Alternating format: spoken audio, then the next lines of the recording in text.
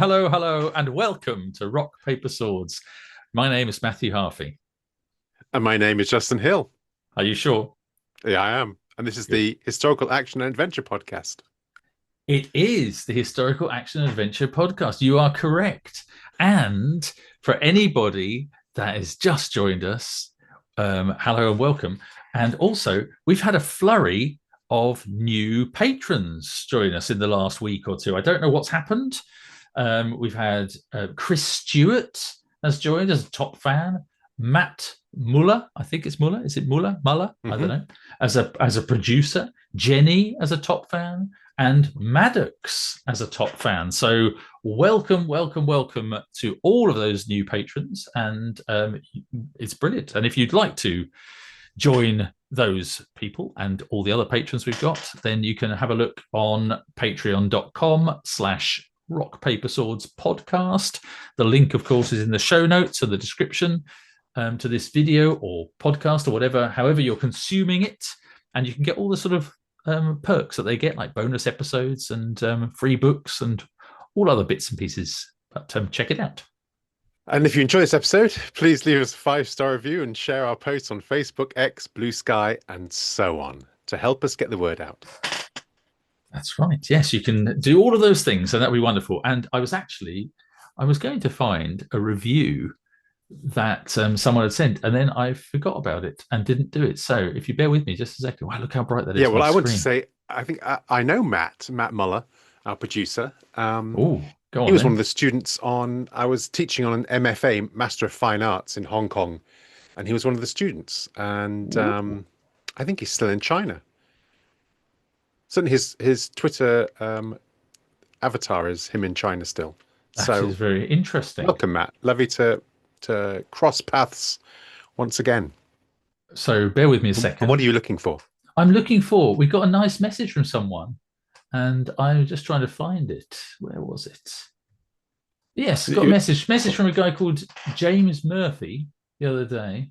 Was this your bassist? One?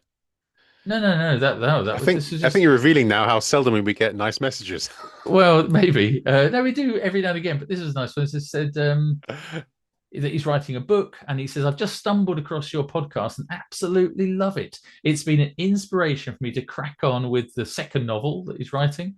And he says, like yourselves, it was reading the Bernard Cornwell Warlord series that got me hooked on historical fiction. Listening to your stories, everything you say reminds me of myself and has helped smash my imposter syndrome. So thanks. My only criticism, he says, is that the theme tune you wrote keeps getting stuck in my head. Well, sorry about that. But Stephen will be pleased to hear that. So that's James Murphy. And I suppose we could just give him a little plug for his book. Why not? He's written a book called The Sword of Malachi, High Kings, Book 1. So if you want to check that out, why not do it? Any book about a high king sounds right up my street. Any book about a high king, and anybody that says nice things about us, then we'll be your friend for life. So if you want to write anything nice, then please leave a nice review or message us and say something nice, and we'll read it out. You never know. Yeah. So before we get on to our sort of marquee topic today, which is going to be about literary festivals, because you've just come back from I've just come back from one.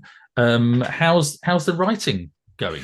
Yeah, it's going very well. I'm trying to think. I was probably more of a role last time we spoke, about 2 weeks ago, because my wife was away and my daughter went on a classics trip to Athens, which I was very jealous of. But it just meant my son and I were home alone, and it's kind of drifted a bit, without kind of structure and purpose.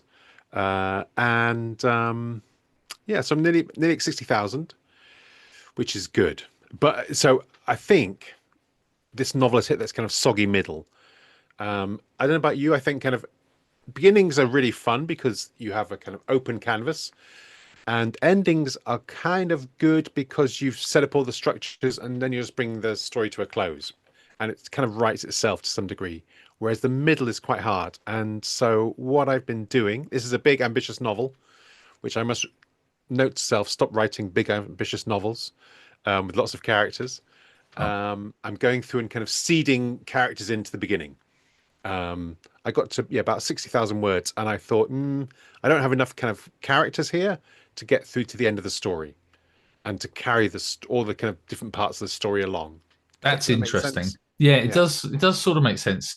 I don't think I've ever been in that situation where I've had to go back and start adding lots of characters, maybe one or something. But I'm in a similar situation with the sort of the characters, the number of characters. But I'm still at the planning stage, so Mm. I'm doing that sort of upfront planning. And as I'm mulling ideas around in my head, because I've got the sort of very, very general sort of idea of the structure, but I've not really pinned it down. I keep thinking, well, hang on a minute, he needs another friend, and he needs to have another foil for the action. There needs to be someone else here. Maybe there needs to be some sort of romantic interest. I'm sort of and characters coming. I'm thinking, what about the family from the other people that he knows? Are they married? Have they got wives, children, stuff? And I'm thinking, is it important? Do they need a name? Do they need to be? And I'm sort of creating and then realizing, of course, that the naming conventions in Imperial Rome are incredibly complicated if you're not into Imperial Rome or haven't been born in Imperial Rome or read exclusively and extensively in or about Imperial Rome.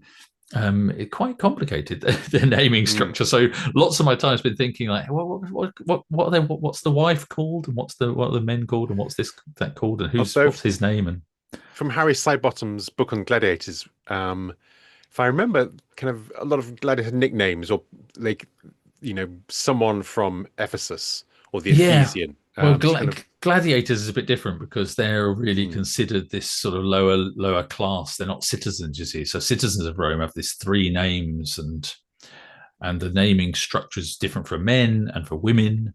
Okay, And so you, women just take the father's family name as their name.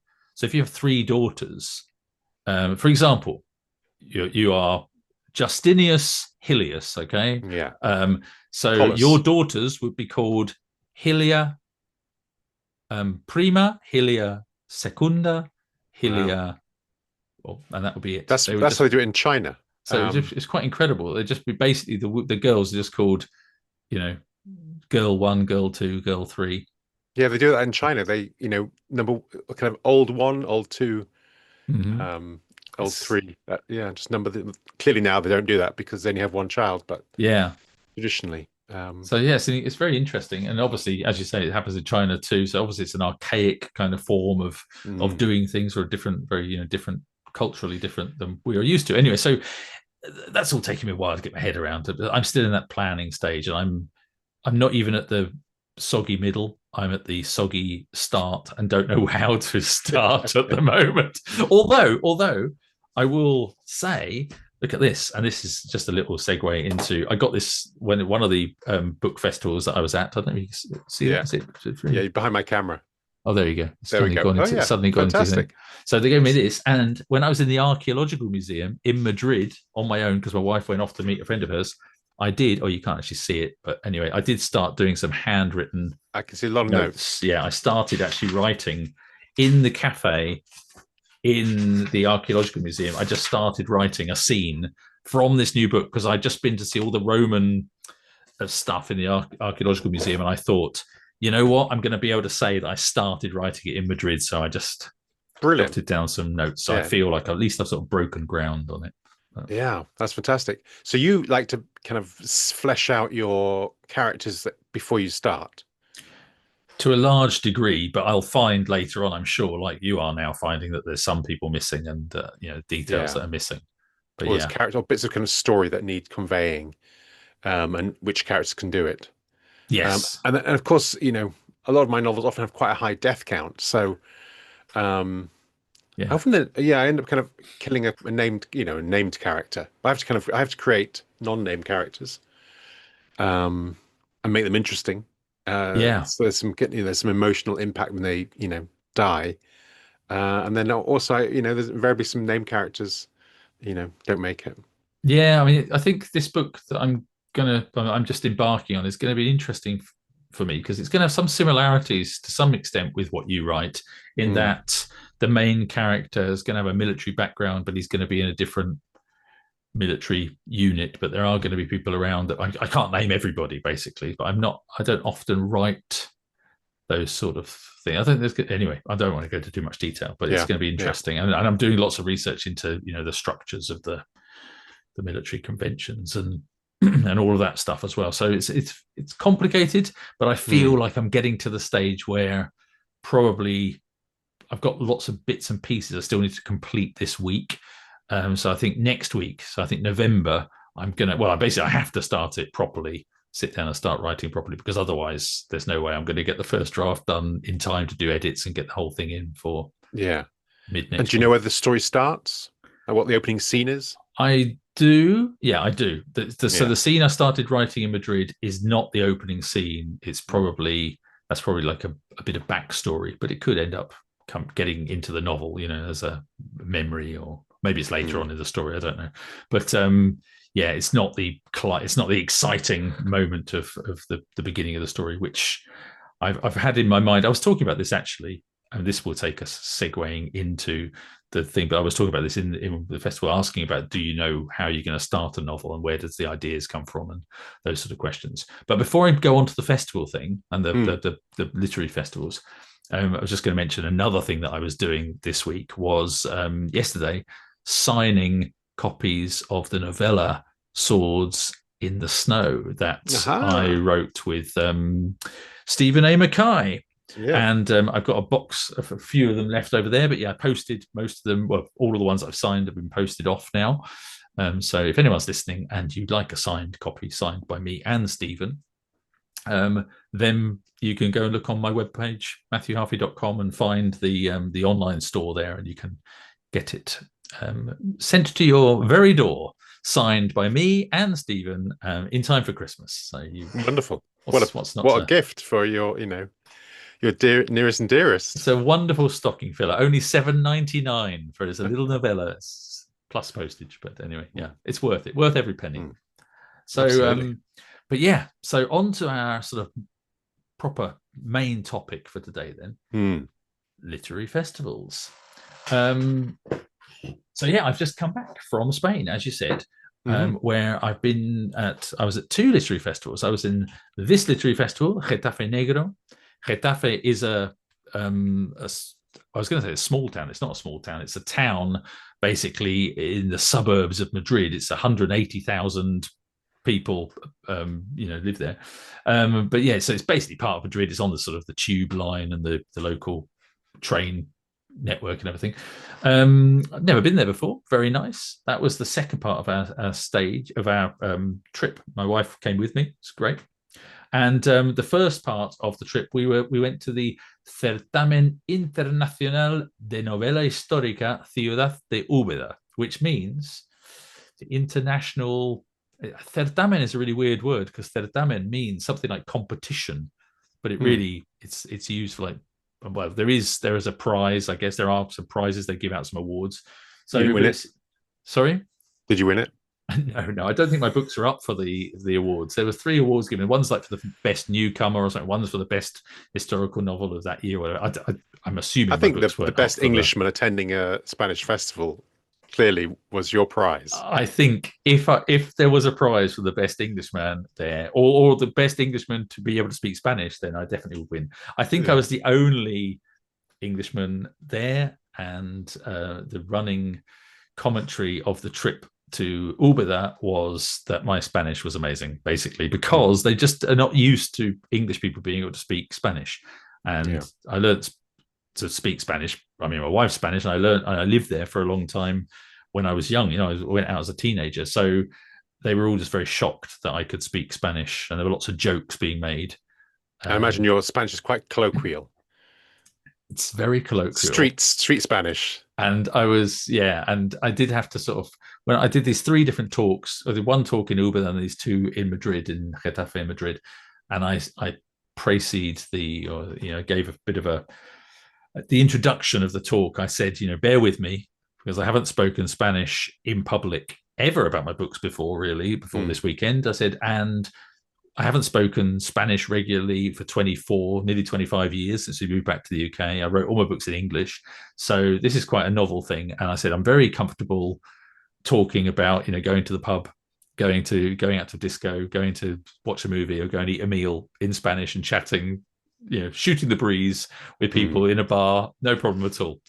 But I left Spain when I was 30, so my language hasn't been upgraded, for those 25 years. So my language still sounds like I'm in my 20s in the 1990s. So I sound like Chandler from Friends or something. I mean, it's all of my sort of colloquial Spanish is sort of slang from the 90s, Yeah. and it all sounds quite sort of chilled and relaxed and not very, I think, Contemporary.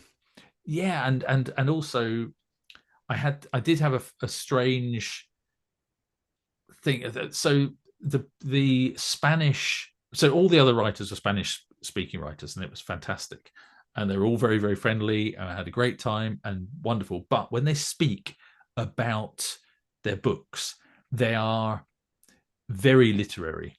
Does that make sense? So that it's different very register. Yes, and I felt quite out of my depth in terms of being able to talk about my own writing. It was almost like, it was like uber imposter syndrome. I mean, I suffer it a little bit even in England, talking about my books, because I feel like I'm not literary enough, and not I was trying to think of the right word, not I suppose literary is kind of the literary word. I think it's probably the word, but it's almost like a little bit flowery, or pretentious. could be veering into pretentious or pompous, but I don't mean that about the Spanish speakers.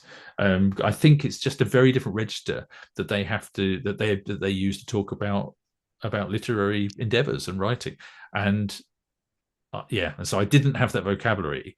And my wife said, it's very funny, she said my Spanish is incredibly, she said it's the opposite of her English, that her English tends to be too formal when she writes or speaks in English, whereas my Spanish, it tends to be too informal for the roles that I'm portraying in Spain now as a published author. So it's quite interesting.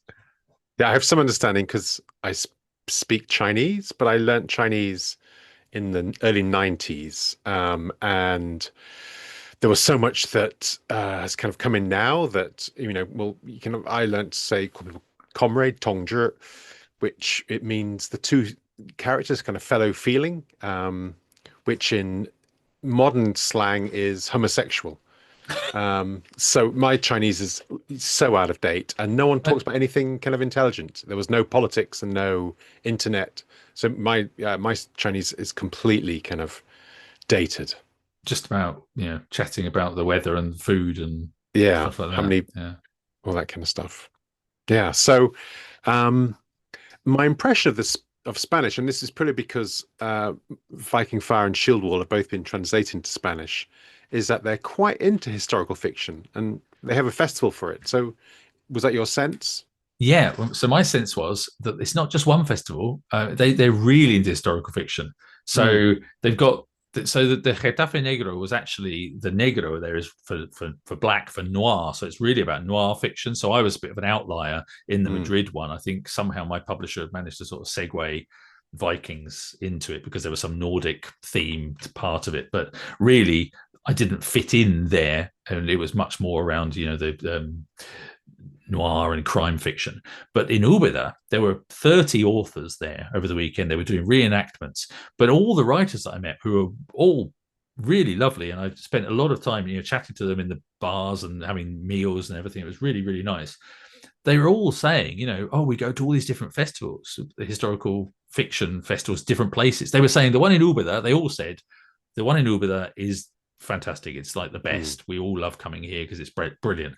But one of them was saying, I organize a festival in Tenerife, and another one said, I organize a festival in Santiago de Compostela, and another guy said, I've got a festival in Avila or whatever. They're all these different places. And so historical fiction seems to be really hitting big. And I think another thing that's really interesting, I thought, or I found in sort of conversation, was that I think 10, 15 years ago, they were buying English-speaking writers like your books and publishing them in Spanish. Now it seems to be predominantly Spanish writers writing about history that directly impacts Spain. I was going to say, obviously Spain is interesting. I mean, it's great for them Yeah. culturally.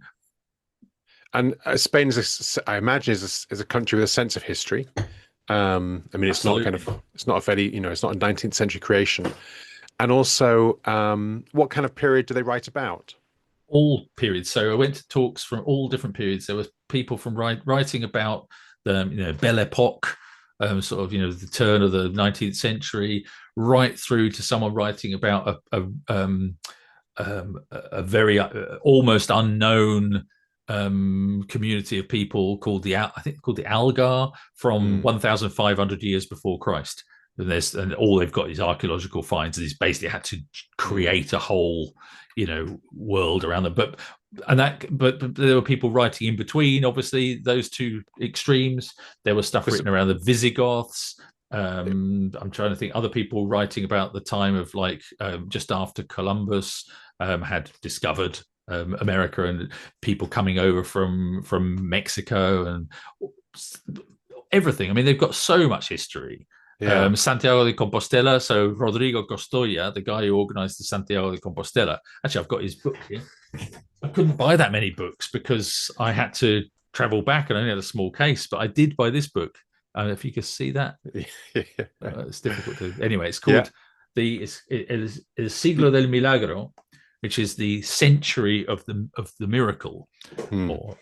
and it's all about when Santiago de Compostela became Santiago de Compostela, because really it was fabricated. I mean, he told us very quickly in his talk about the sort of the premise of it, but it was all about basically they said, oh, we've got St. James's bones here, and it was obviously not true, but and then they just became this huge place of pilgrimage, which has made it one of the most important, most sacred places on the Christian map. And as he said, all based on Fabrication. really interesting characters that did certain things. And of course, it was Trafalgar Day just last week. Oh, yeah, that didn't get a mention. No, Funnily enough, surprising. No. Yeah, it is. Yes, of Trafalgar was that.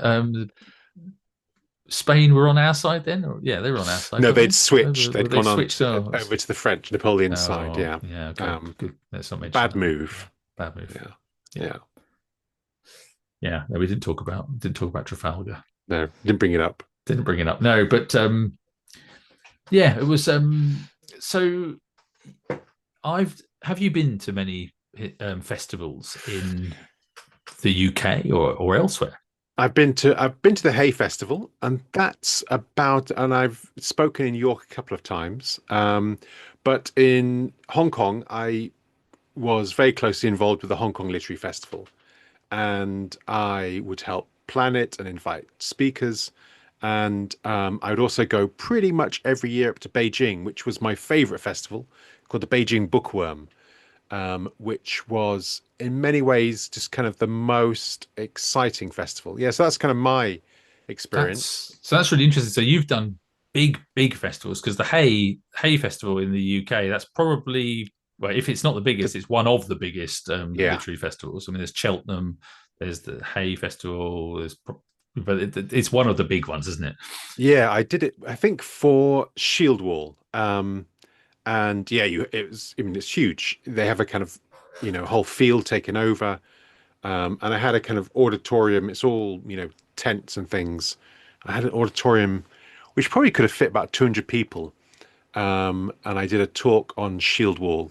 And afterwards in the book signing, this is always the case, I was speaking at the same time as someone called Gareth, who does choirs on television. Oh yeah. Yeah, and he was next to me, just that kind of depressing feeling of Gareth had about 100 people queuing to sign his book.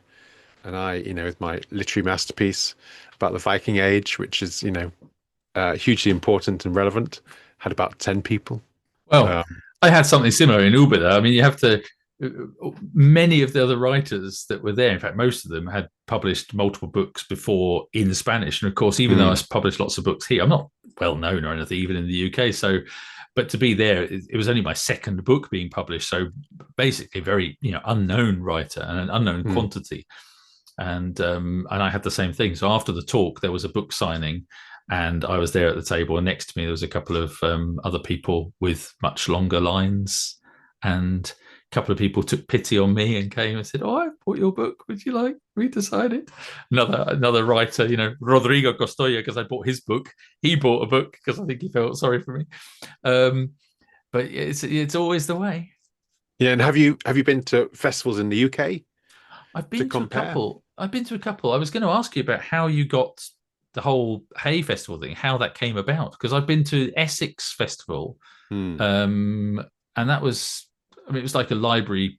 Basically, I was talking in a library, and it was quite well organized. It was good, and they put me up overnight, and I felt sort of, and that was quite early on in my writing career, and I think that was basically came as a result of the publisher getting me along to a talk that they were doing to book buyers for libraries. And Hmm. so I did a talk in London, and there was a few other people there, and a few other writers and things. And there was like people from different publishers were all sort of selling their wares to these library book buyers. And from that, I got invited to two or three different. I don't know. I mean, this Essex Festival is a proper festival. And we got invited to a couple of other little library events.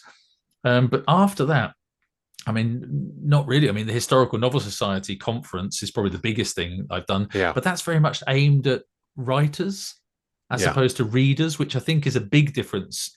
We've talked about that before when we were there, the one Hmm. in 2015 or 2016 or whatever that was, and I was talking to the people in Ubeda about the difference. Is that the one in the ones in Spain definitely aimed at readers, which is makes much more sense from a writer's perspective. You're trying to get your books out there into the hands of readers and Yeah. known. You want your name known.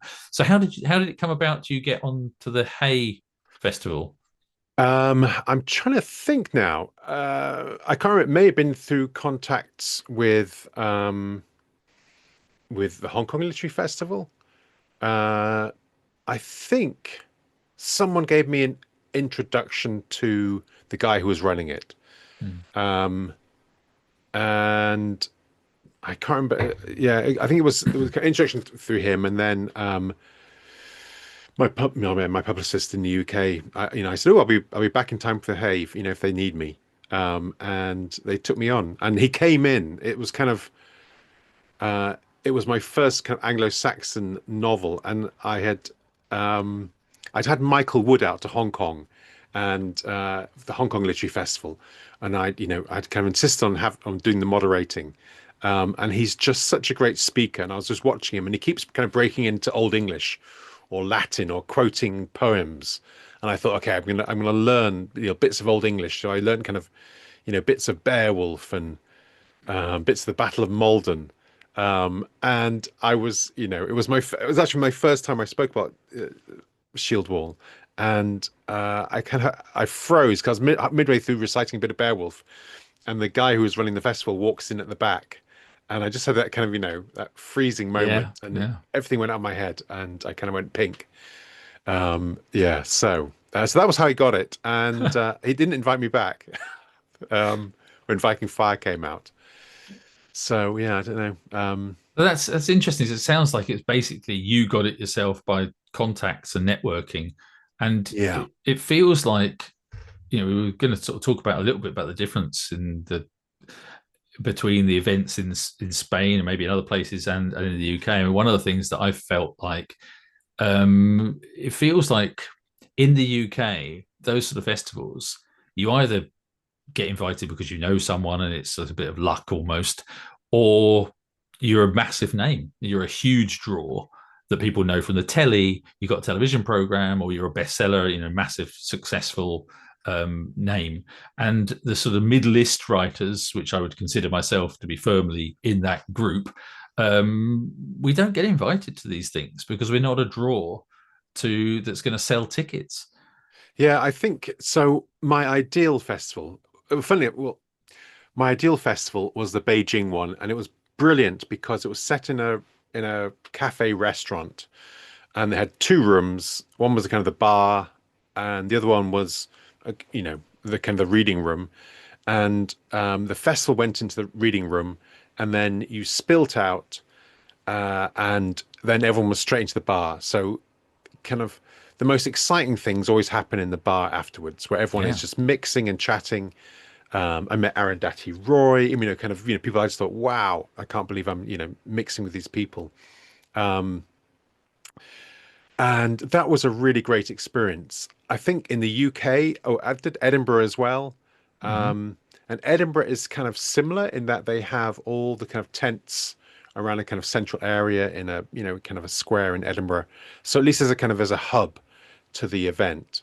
But my sense of the UK is that they've gone increasingly celebrity, and increasingly less and less about novels, increasingly more factual and much more political and much more politicians. So I think, and Yeah. if you look at your average literary festival in the UK, it's probably TV celebrities, politicians, and there's very little you or me, people who actually write books and sell books. And actually, funnily enough, another kind of thing I've been to is the Black Library for Games Workshop. Yeah. Used to have weekenders where they would rent out a hotel.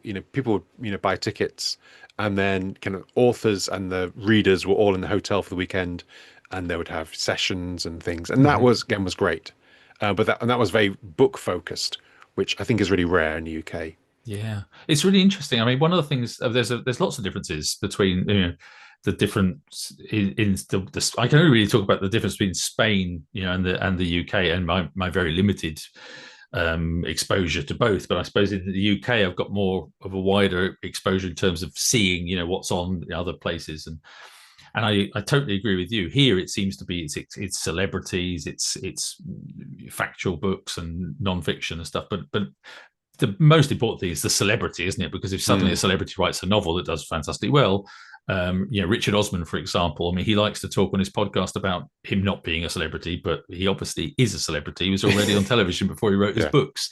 His yeah, books do very well. Now he's a celebrity that's a bestseller. Well, of course, he gets invited to Hay and all these different places because he's a huge name now. But yeah, not only is his books well known, but he's well known as well. And but the other thing is that they charge people. So, you want to go to Hay on Wye to see Richard Osman speak, you're going to have to pay 10, 15 pounds, 20 pounds for a ticket. In Ubeda, this basically the whole town, it's a small town. mm, The whole town seemed to have been taken over by this festival. There were reenactments in the streets, but like really amazing reenactments. I mean, really, really cool stuff going on. And there was, I think, two different venues where there were talks indoors in both in really nice like palace hotels, like really nice areas, um, and it was all free. And mm, there was like a courtyard with all booksellers had got their bookshops out on and selling all the books.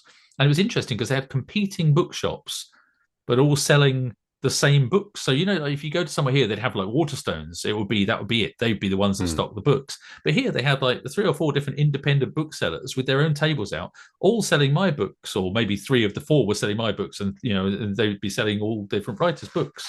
So they're kind of competing for custom, but they're all there all the time, selling books. Part And of the so community. part of the community, but it was all free. It was all free to the public, and all the writers were treated incredibly well. We were all all the food and lodging and everything was all supplied to us, but it was all sponsored. Looking at their sponsorship on the paperwork here, I've got the program.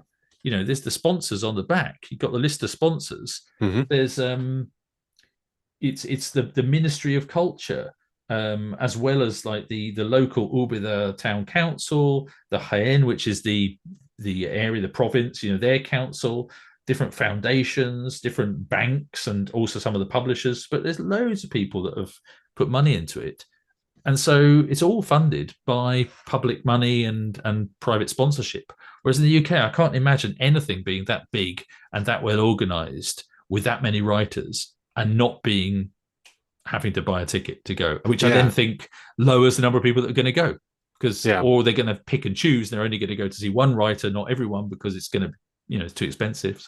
And were there a lot of people at your events? So the event that I did, well, it was interesting. The event that there were different numbers. I suppose the auditorium, it wasn't full. Like the auditorium could have seated 60 people or something. I don't know the exact numbers, but yeah, it was quite large. I mean, there's a lot of people. It was probably about 25 people or something in there. But there was, I mean, I'm an unknown quantity, and there was a funny thing as well. I mean, there was two things. They had overlapping. Some of these reenactments overlapped with the talks. So at the same time that you're doing a presentation, there's some reenactment of Jane Austen's dancing or something in some palace somewhere. So people are off watching that because it's all free as well. So that and people, the organisers have got a podcast and they put it out, and they actually read some feedback they got, and there was probably about 10 different pieces of feedback, and 6 or 7 of them said, please in the future don't have things overlapping because it makes it very, very difficult for the people attending to choose. You have to make a choice. But there was that, and then the other thing was, of course, my name is English, and it said, it said British writer, but nowhere did it say that I could speak Spanish. And so I think that did put people off. And actually, when I came to do the presentation, the guy that was doing the presentation with me thought it would be hilarious to pretend that I didn't speak Spanish at the beginning as a joke. It's like a one-liner, a couple of lines at the beginning as a joke, and that he didn't speak English, and it was all going to be a bit of a mess. So he did this joke, and we got a laugh because then I started speaking Spanish, and it was all fine, and we did the whole talk. What I didn't know is that afterwards, I was at the book signing. One of the bloggers that we'd sort of made friends with, who's had read my book, came up on stage, and she said, so people had walked out from the back of the room because they'd like, fuck that, we're not going to stay in here listening to this guy trying to speak English and someone who doesn't speak any Spanish. And they just got up, and it was dark. The room, you couldn't see the lights from us, so we couldn't really see the people. But they got up and walked out, apparently. Foolish. Now, my other thought is there less going on in this kind of town, or so is there less kind of for them to be doing? So people will all turn up. It sounds like there's kind of a sense of civic pride or civic community that is probably lacking in the UK, and there's less going on. I don't know. I don't think I'd say there's less. I mean, I don't know. It's a town of about 30,000 people, I think. So it's not a huge town, but it's a UNESCO historical heritage site. Okay. It's really, really beautiful. So it's like palaces and massive churches and sort of cathedral type. There's like a mausoleum. So it's kind of a branding link then. It's very, very historical. And so one of the reenactments they were doing was all around Joan of Arc, and the trial of Joan of Arc. I mean, it was all done on the steps outside this amazing sort of Gothic cathedral, and it was incredible, or church, and like a pub in a town square. And so people going along there and watching this, and when they came to like the burning of Joan of Arc, they had like a massive bonfire, and all the locals, screaming, burn her, kill her, so getting involved, getting into it. Fantastic. It was brilliant. Some of the children were like saying after going, they were complaining. Little kids were like going, but they didn't burn her, Mum. They didn't really burn her. Yeah, terrible. Terrible. I asked that because in Hong Kong and in Beijing, the events were really well attended. Mm-hmm. Because I mean, Hong Kong, there wasn't much cultural going on, and so if you are someone who liked literature, then your kind of Hong Kong Literary Festival was the one time of the year where you could go to an event and just sit and listen to an author talk about books.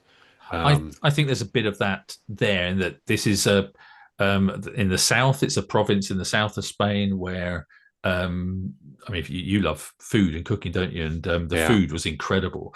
It's a third of the world's olive oil production is from that province. When you go to the town walls, you look out, you can just see literally millions of olive trees. You can smell olives on everywhere.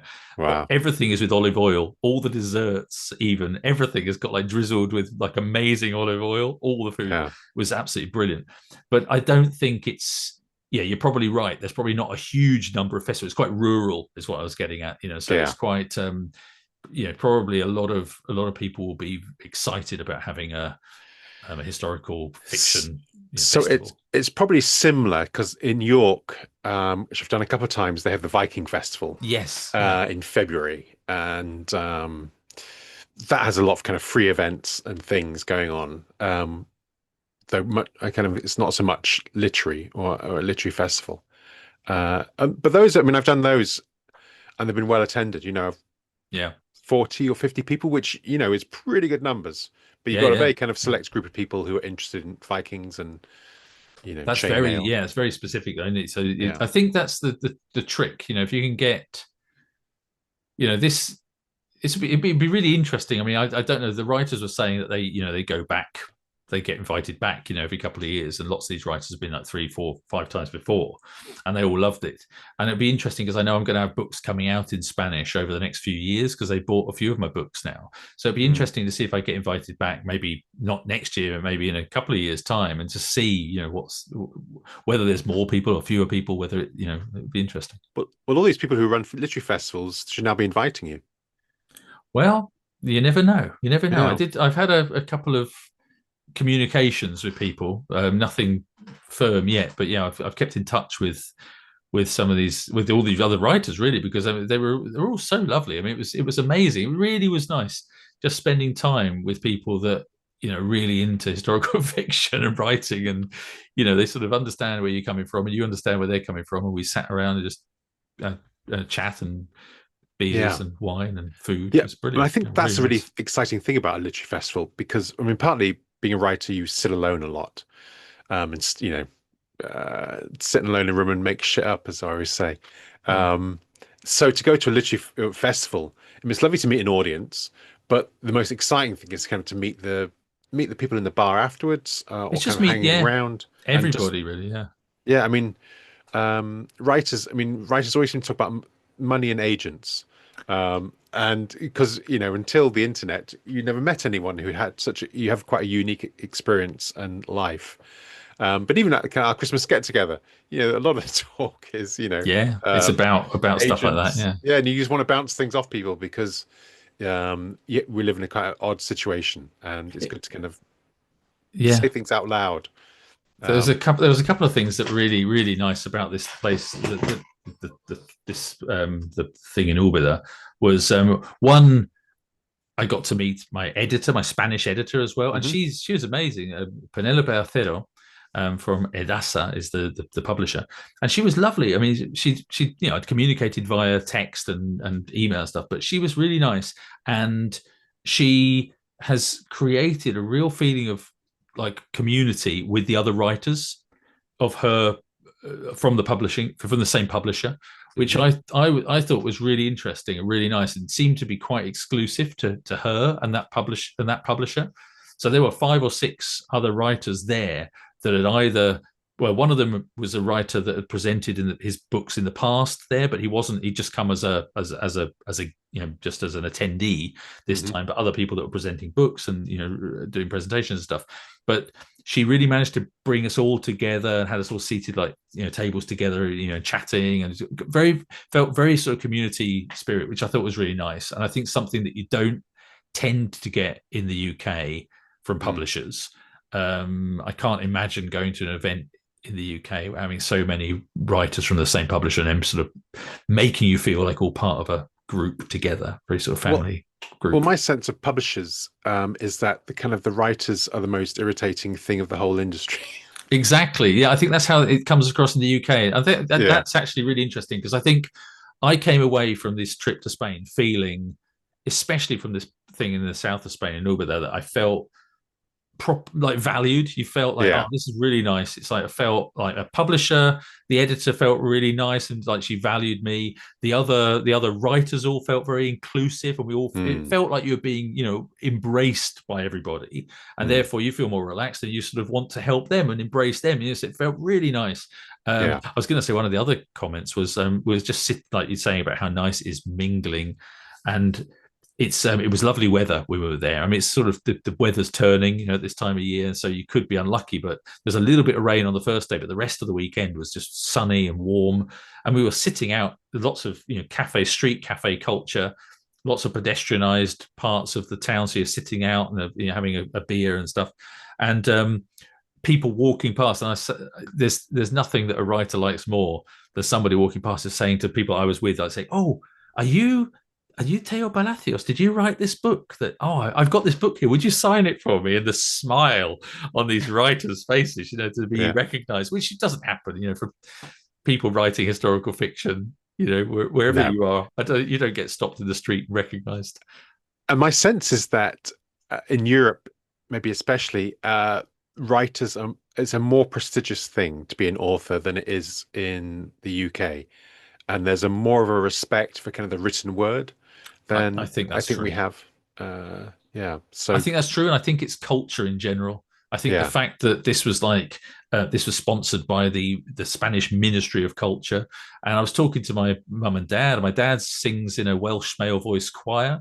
mm, They went to Germany last year to a town that's twinned with Neath, which is near where they live, and they said everything was included. They were everything. They were like treated like like royalty, and yeah, everything was paid for. The food was covered. There, the hotels, everything was all sausages, covered. It was all covered by the local council or the local whatever cultural fund, very much like this Spanish trip was.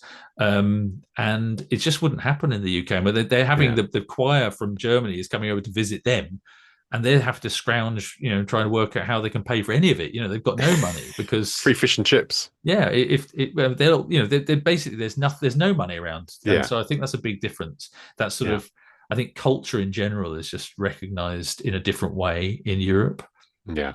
and valued more, Supported. Mm, supported and valued. Yeah.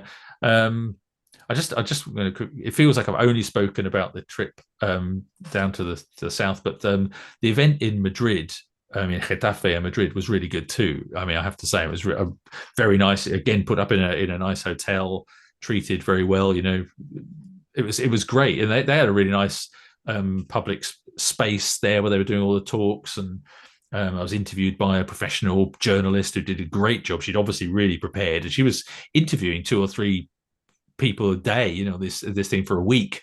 And she was like the director, Maika Rivera. She was the director of the of this Getafe Negro festival, but she must have to do a huge amount of prep work, not just for the interviews and the presentations, but also in organizing the whole festival. So that mm, was incredible. And the town had posters up for the festival everywhere. There was stuff, obviously very moment of real pride. When we went to the hotel there, the hotel was, I guess, exclusively linked in partnership with the festival. And when we arrived, they were all wearing T-shirts with the Getafe Negro thing. And I said, "Oh, I like your T-shirt." And they said, "Oh, yes." And they knew who I was, obviously, because I was part of the thing. And they said, "You've got your bag here with all the stuff in. We've got swag for you and T-shirt." And they had their own beer, branded beer, and everything. Oh, this is amazing. Yeah, so yeah. it was all very cool.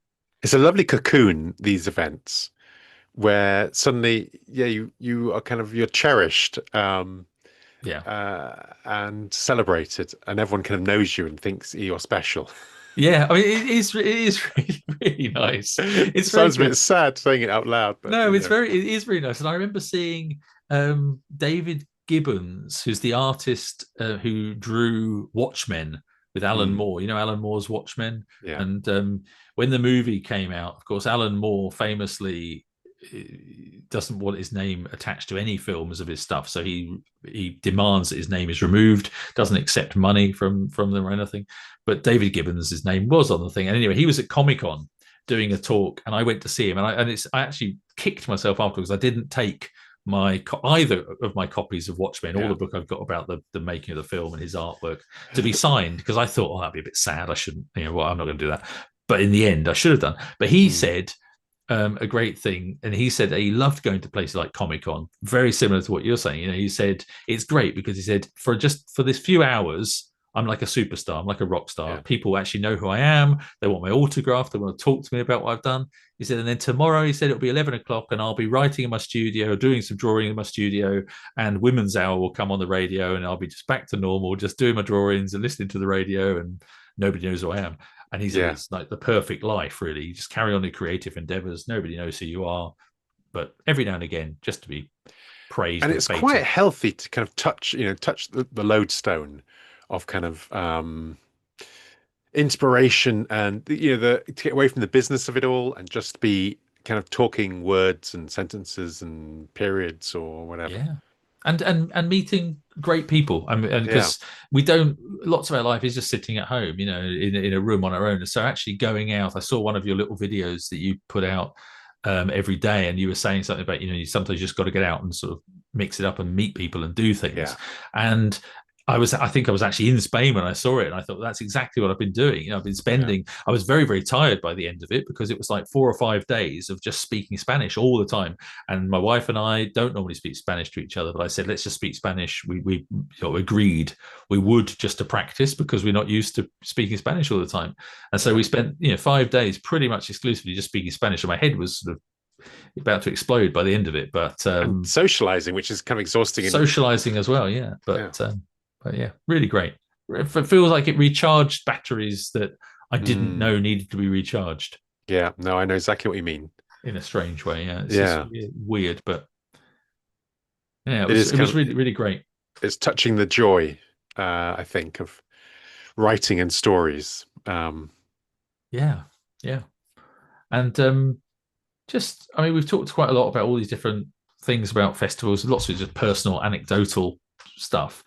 Um, you said you helped organize the Hong Kong Literary Festival. Yeah. And that's really interesting. When we came back from Spain, my wife said to me, said, you should look at organising a literary festival, in Bath or something, or somewhere around here, do something similar. We've got so much history, and I just said to her, I said, I can't imagine how complicated it would be to do in the UK with no funding. How on Yeah. earth would you do it? But obviously, Yeah. she was saying, well, so many people, you've got so many contacts now from the podcast and from publishing, and if you're going to make it about history or historical fiction, we know so many writers that she said, why couldn't you do it? And I'm thinking, well, maybe I could, but what did it entail? How complicated was it? Yeah. So I was kind of, there were managers who came in every 2 or 3 years, and I would sit with them and kind of brainstorm. I had contacts. A lot of them, very few of them had kind of. A lot of them were wives of bankers or lawyers or that kind of thing, traveling spouses, and so they were all very enthusiastic but had no contacts. So I, was contact, of some authors I'd meet, and then also putting together ideas of how are we going to theme this year's festival, and who would be the good combinations, and what are we going to call the the events that they're on, how are we going to kind of structure the conversation, and get people into the doors. So that was what I mainly did. Hong Kong was lucky because there was big sponsors. I mean, you had HSBC sponsored it for quite a few years. Um, I was also in kind of the Man Group who do the Man Booker Prize. They were Right. involved with a prize as well, the Man Asia Literary Prize. So there was all that kind of the back end stuff, and then I would do a lot of the moderating. So every year I'd moderate 2 or 3 authors. So Um, was it free to the general public, or did they have to buy no, you would tickets? pay. There was a good kind of theatre space which probably seated around 100 people. And there was quite a lot of money, so there'd be kind of literary dinners at the Foreign Correspondents Club and things. Um, there was a great restaurant owner called Michelle Garneau who had Emma at the Fringe. She's got Emma at the Bund in Shanghai now, and she had one on Tiananmen Square. And she was very into the literature, and so they would do literary lunches in her restaurants and things. Um, so it was all kinds of different things going on. But it was very kind of Hong Kong. It was all quite expensive.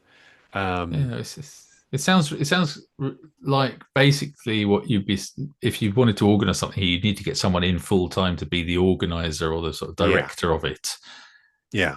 and It was a then full-time job, and you yeah, literally they'd finish one year, and they'd start planning the straight next. rolling over to the next one. Yeah, yeah, Yeah. yeah. I was thinking I hadn't mentioned. I've been to the Wrexham Festival, Wrexham Carnival of Words. I've been more Aha. than once there. Yeah. They've invited me back several times, so I must have done something right. Or at least I said yes. So they have me back. Yes, I've been there like 3 or 4 times. It's been great, and I'm going to go back next year. They actually want me back to talk about. They're going to be doing something about the 19th century then. So they want me to talk about Dark Frontier and Hmm. the sort of history of the 1880s. I think they're talking about something.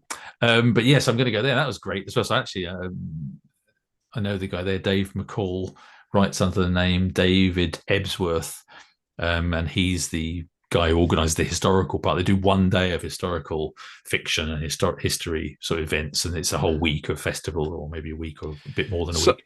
so I haven't been, but it seems to me maybe the Wrexham has more in common with the Spanish festival than, say, the Hay does, or one of the bigger kind of literary festivals in the Yeah, UK. It's more of a kind of as a more of a civic culture.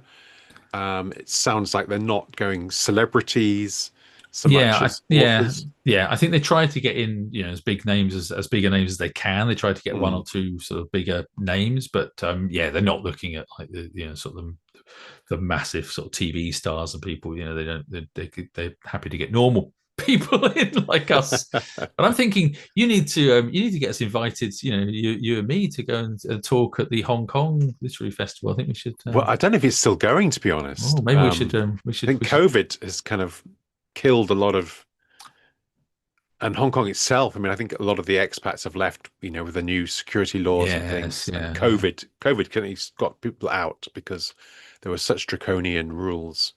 Yeah. Um, yeah, I it's was a good. shame because there was the Singapore had literary festivals as well. I went to Singapore. That was a great one because Sounds Singapore great. actually they were putting a lot of money into their cultural um, currency. So Yeah. that was really government supported. And that was a great festival. We need to get on some sort of lists so that we get invited. But Yeah.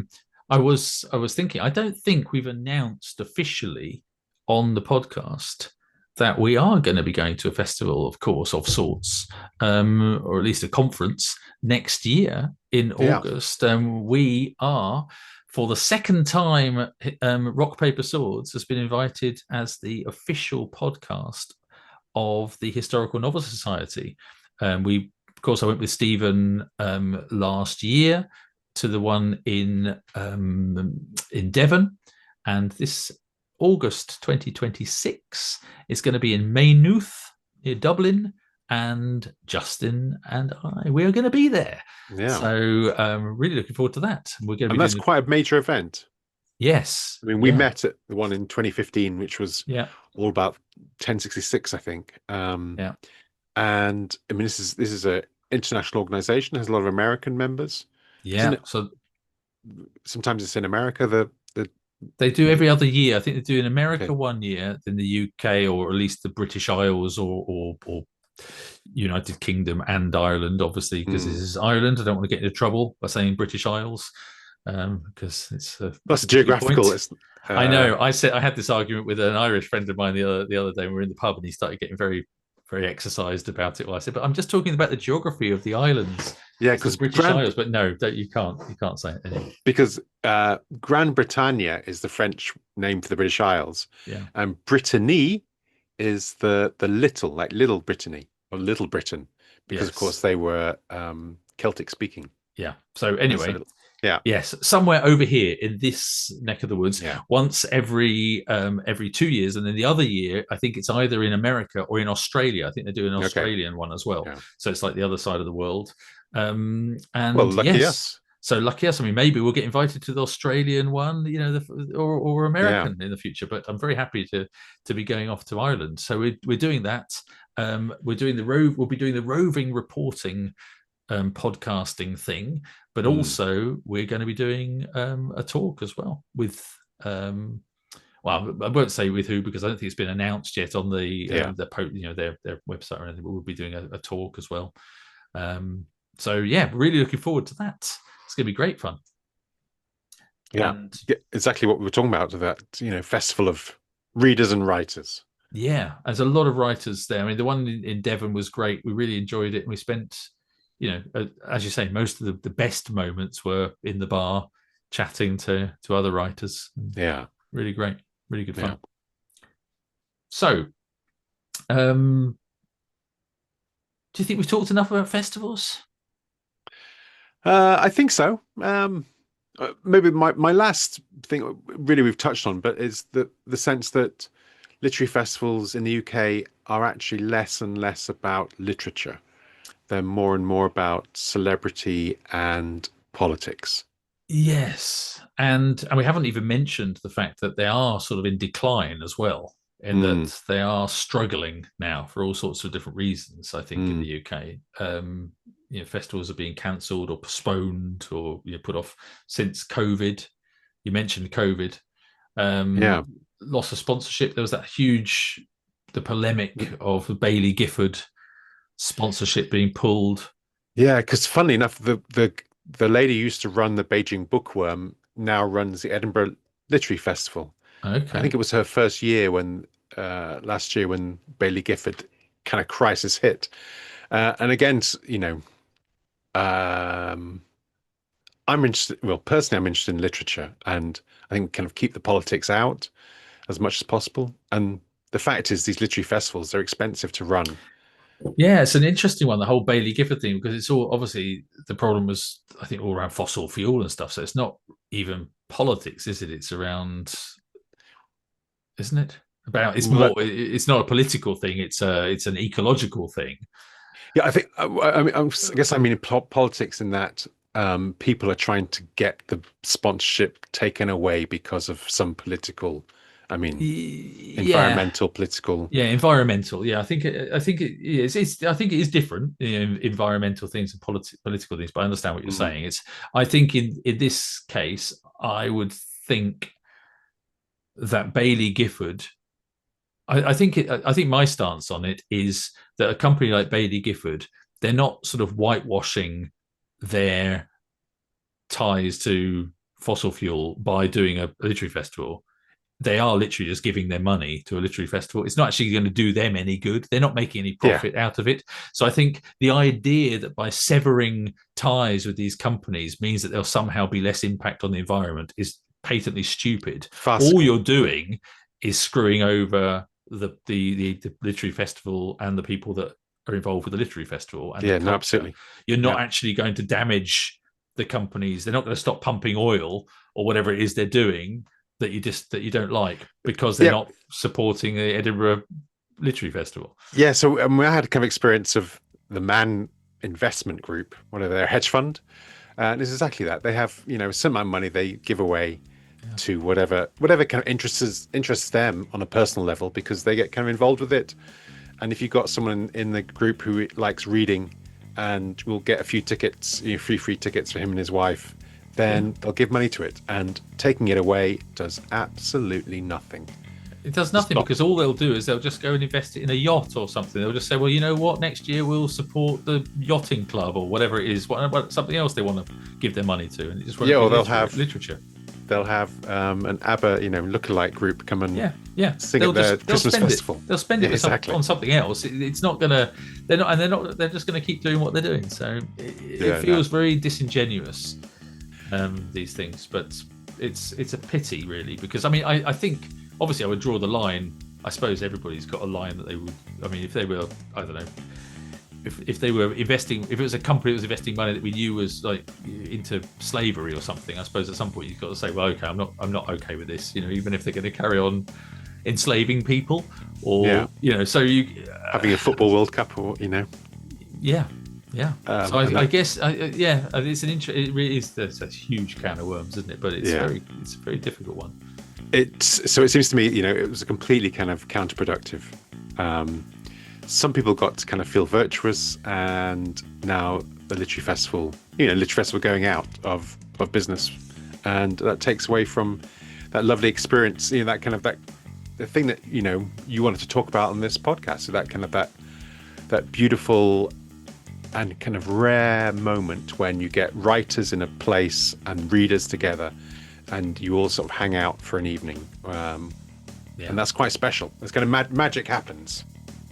Yeah.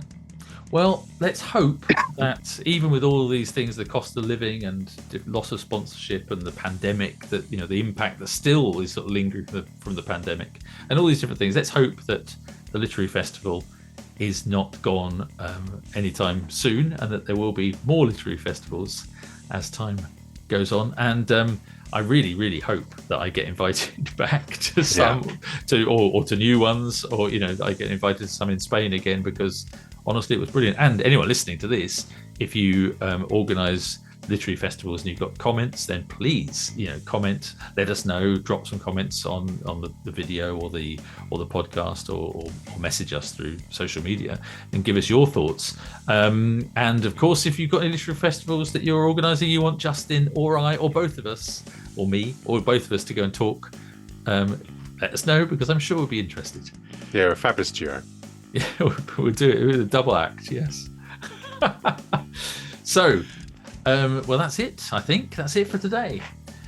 We hope you've enjoyed it, everybody. And don't forget to leave a review, as I said before, and subscribe to the podcast. And thanks again to all of our patrons, and a special shout out to our Patreon producers: Adam Turner, Ben Mayer, Andy Maxwell, Ben Fox, Daryl Hare, and George Johnson. And of course, to our newest Patreon producer, Matt Muller. You can sign up on Patreon to support us from as little as £1 per month, or buy us a beer by following the link in the show notes. Until next time, on Rock, Paper, Swords, it's goodbye from me, Matthew Harffy. And it's goodbye from me, Justin Hill. And remember, whatever action and adventure you have going on in your life, be kind, stay safe, and happy reading.